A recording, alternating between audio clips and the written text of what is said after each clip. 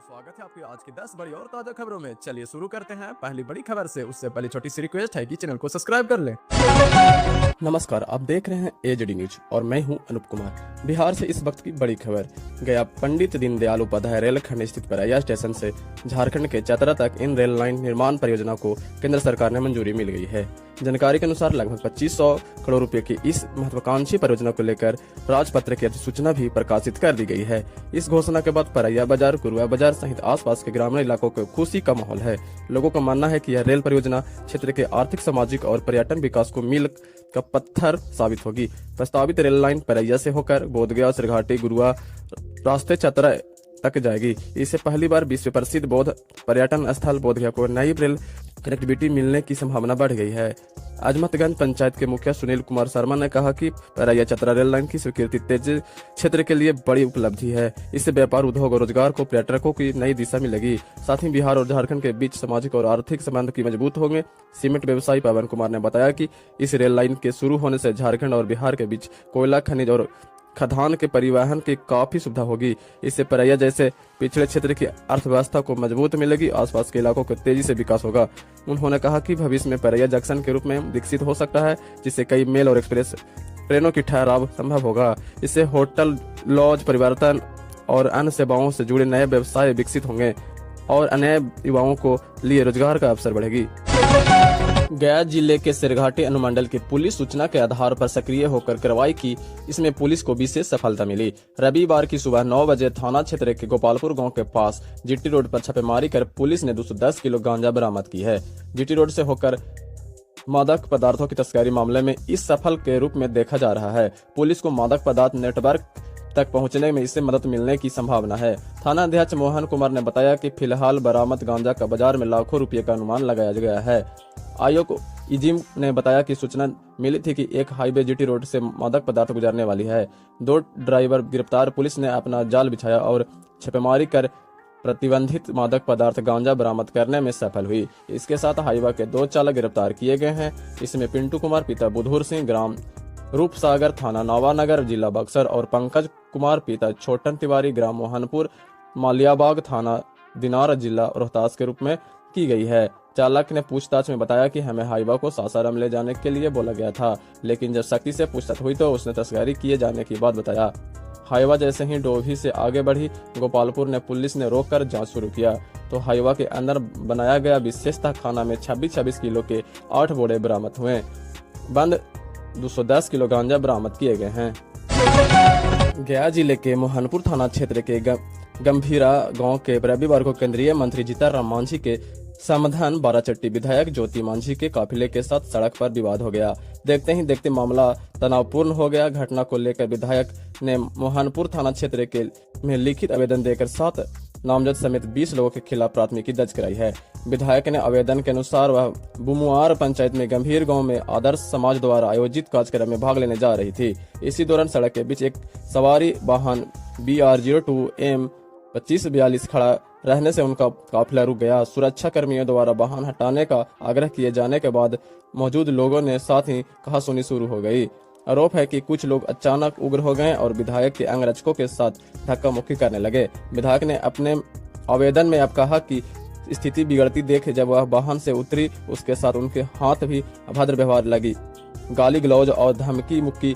इस घटना के दौरान मौके पर अफरा तफरी का माहौल बन गया। विधायक ने वाहन में बैठकर लोगों को शांत कराने का प्रयास करती रही, लेकिन काफी देर तक तनाव की स्थिति बनी रही।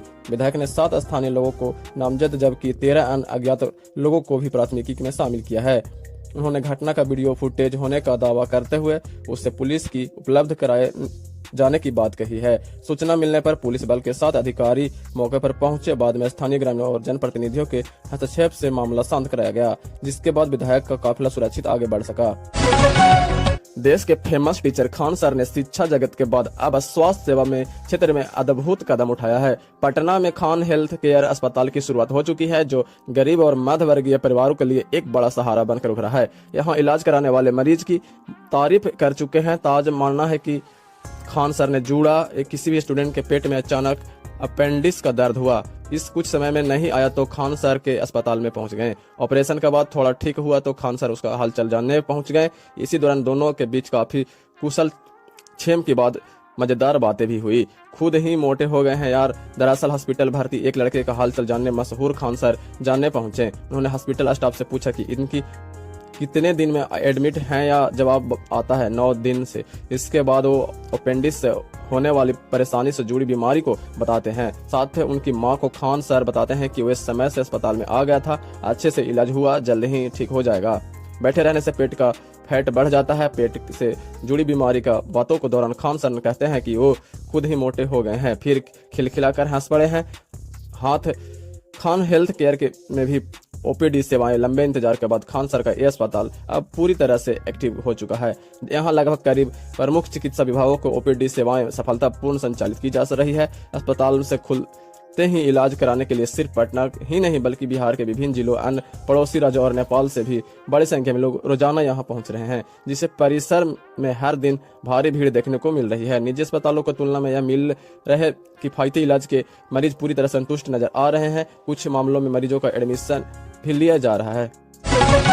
बिहार में गाड़ी चलाना आपके लिए और महंगा होने जा रहा है। यूँ समझिए कि पेट्रोल डीजल के बाद अब बिहार में सरकार आपकी जेब का बोझ बढ़ाने जा रही है। बिहार की सम्राट चौधरी सरकार नई टोल नीति पर काम शुरू कर चुकी है। इसके लागू होने के बाद अब बिहार के आपको और टोल टैक्स चुकाना होगा। इसके लिए पथ निर्माण विभाग के अफसरों से लेकर कर्मचारियों तक का काम कर लगा दिया गया है। बिहार की सम्राट सरकार की नई टोल नीति लाने का मकसद राजस्व बढ़ाना है। इस राजस्व का इस्तेमाल सड़कों और पुलों के रख रखाव पर किया जाएगा। इसको लेकर अफसरों को नई नीति तैयार करने का निर्देश दिया गया है और वे इस काम भी कर रहे हैं। पुल के लिए टोल टैक्स इसमें एक और बड़ी बात है कि वे अब बिहार में पुल पार करने पर भी टैक्स लगेगा। नए न्यूज पोर्टल में मुताबिक वो प्रस्ताव रखा गया है कि अनुसार पुल की 1 किलोमीटर की लंबाई को साधारण सड़क के 10 किलोमीटर के बराबर माना जाएगा। ऐसे में सड़कों के मुकाबले पुल पर लगने वाले टोल टैक्स जाहिर तौर पर ज्यादा होगा। ऐसे समझिए कि आप जितना टोल टैक्स सड़क पर 10 किलोमीटर गाड़ी चलाने के लिए देंगे, उतना पुल पर सिर्फ 1 किलोमीटर का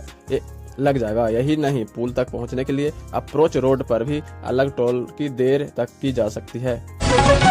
बिहार के मुख्यमंत्री सम्राट चौधरी ने अधिकारियों और बाबुओं को 2 टूक हिदायत दे दी है। सम्राट चौधरी ने साफ साफ शब्दों में ऐलान कर दिया है कि अगर कोई अपनी समस्या लेकर आता है तो उसकी समस्या का 30 दिनों में निपटारा होना चाहिए। अगर अधिकारी 30 दिन में समस्या का निपटारा नहीं कर पाता है तो 31वें दिन खुद निलंबित हो जाएगा। मुख्यमंत्री सम्राट चौधरी ने सोमवार को सहयोग पोर्टल और सहयोग हेल्पलाइन नंबर का लोकार्पण करते हुए इस बात का ऐलान किया है कि सीएम ने कहा कि अक्सर देखा गया है कि लोग फाइलें विभाग में अटकती रहती है। इसी को ध्यान में रखकर अधिकारियों को और बाबुओं को हिदायत दी जा रही है। समस्याओं से जुड़ी आवेदन पर 30 दिनों के भीतर काम उस समय का समाधान करें। जो अधिकारी ऐसा नहीं करता है तो 31वें दिन स्वतः सस्पेंड हो जाएगा। सीएम ने कहा कि आम जनता की सुविधा के लिए त्रिवेणी नाम से एक नया सिस्टम शुरू किया जाएगा, जिसमें पंचायत स्तर पर लगने वाले शिकायत निवारण शिविर, हेल्पलाइन नंबर 1100 और सहयोग पोर्टल शामिल हैं। उन्होंने कहा कि ब्लॉक कार्यालय, पुलिस स्टेशन, राजस्व दफ्तर से जुड़ी कोई भी शिकायत आती है तो संबंधित अधिकारी को शिकायत का निपटारा 30 दिन के भीतर करना होगा। अगर कोई अधिकारी इसमें लापरवाही बरतता है तो उसके खिलाफ कार्रवाई की जाएगी।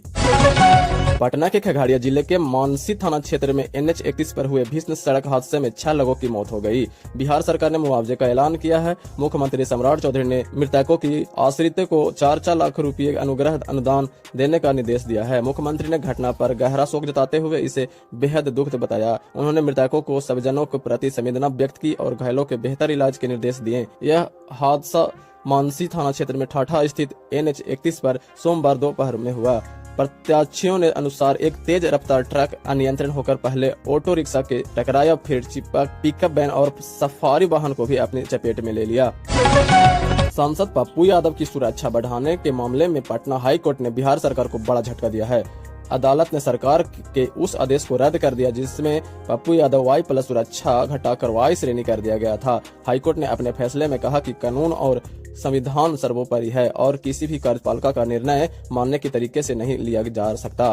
पटना हाईकोर्ट ने न्यायमूर्ति जितेंद्र कुमार ने 14 मई 2026 को दिए फैसले में कहा कि कार्यपालिका के फैसले कानून और निर्धारित प्रक्रिया के तहत होने चाहिए, न कि अधिकारियों की मर्जी से। कोर्ट ने पाया कि सुरक्षा घटाने से पहले न तो कोई ठोस खतरे का आकलन किया गया और न ही सांसद को कोई इनपुट लिया गया। यहाँ तक कि सुरक्षा घटाने का आदेश पप्पू यादव को अधिकारियों तौर पर बताया भी नहीं गया था। जानकारी के अनुसार पप्पू यादव ने पहले सुरक्षा बढ़ाने को लेकर पटना हाईकोर्ट का दरवाजा खटखटाया था, लेकिन लंबे समय तक सुनवाई नहीं होने पर मामला सुप्रीम कोर्ट पहुंचा। इसके बाद सुप्रीम कोर्ट को हस्तक्षेप के बाद पटना हाईकोर्ट में लगातार 3 दिनों तक विस्तृत सुनवाई हुई। सुनवाई के बाद कोर्ट ने बिहार सरकार के 23 सितंबर 2025 के अवैध आदेश को रद्द करते हुए OI+ सुरक्षा बहाल करने का निर्देश दिया गया है।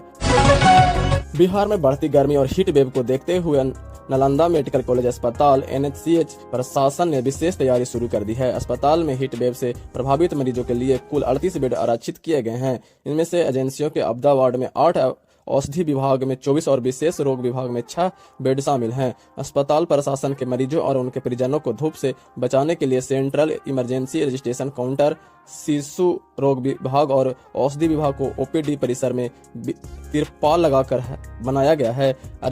अधीक्षक डॉक्टर रसीम प्रसाद ने बताया कि आने वाले दिनों में गर्मी और बढ़ने की संभावना को देखते हुए यह व्यवस्था की गई है ताकि मरीजों को और सबजनों को राहत मिल सके। उन्होंने कहा कि सभी संबंधित विभागों को जरूरी दवाइयां उपलब्ध करा दी गई है कि हीट वेव से निपटने के लिए अस्पताल पूरी तरह से तैयार है। हालांकि कुछ मरीजों और उनके परिजनों की शिकायत की कि औषधि विभाग से शेड के आसपास तिरपाल से ही कई घेराबंदी के कारण बाहरी हवा रुक रही है, इससे उमस और बढ़ गई है। कम जगह में अधिक भीड़ होने से लोगों को परेशानियों का सामना करना पड़ रहा है। हीट वेव के लेकर इससे भारत में मौसम विज्ञान विभाग मौसम विज्ञान केंद्र पटना ने हीट वेव अलर्ट जारी किया है। यहाँ आज कई इलाकों के काफी अधिक तापमान दर्ज किया गया है। मौसम विज्ञान केंद्र पटना मुताबिक आज 19 मई को गयाजी अधिकतम तापमान 44.6 डिग्री दर्ज किया गया। यह औसत से 5 डिग्री सेल्सियस ज्यादा है। इसी तरह बक्सर में 44.4 डिग्री अधिकतम तापमान दर्ज किया गया, जो औसत से 4.8 डिग्री सेल्सियस ज्यादा है। इसके अलावा डेहरी में 44 डिग्री सेल्सियस, कैमूर में 43.9 डिग्री सेल्सियस, औरंगाबाद में 43 डिग्री, छपरा में 40 डिग्री और राजगीर में 40 डिग्री अधिकतम तापमान दर्ज किया गया। मौसम विभाग ने यह भी कहा कि अगले 3 से 4 दिनों के दौरान राज्य में अनेक हिस्सों में अधिकतम तापमान बढ़ने की परिवर्तन होने की संभावना नहीं है। जिन इलाकों में लू चलने को लेकर येलो अलर्ट यानी जारी किया गया है, उन्हें भभुआ, बक्सर, रोहतास जिले हैं। इन लोगों में 18 मई और 19 मई को उष्ण लहर यानी लू की चेतावनी जारी की गई है। इसके साथ ही उसके पड़ने प्रभाव और सावधानी बारे में भी बताया गया कि हीट वेव अलर्ट आम लोगों के लिए तो सहनीय है, लेकिन बच्चे और बुजुर्गों की सेहत का ख्याल रखना होगा। इससे राहत के लिए सभी को गर्मी से बचने की सलाह दी गई है। हल्के रंग की ढीले और सूती कपड़े पहनने की सलाह दी गई है। लोगों को बाहर निकलने पर सिर ढककर रहने की सलाह दी गई है। इसके साथ ही बाहर निकलने वक्त टोपी और छाता लेकर चलने के लिए कहा गया है।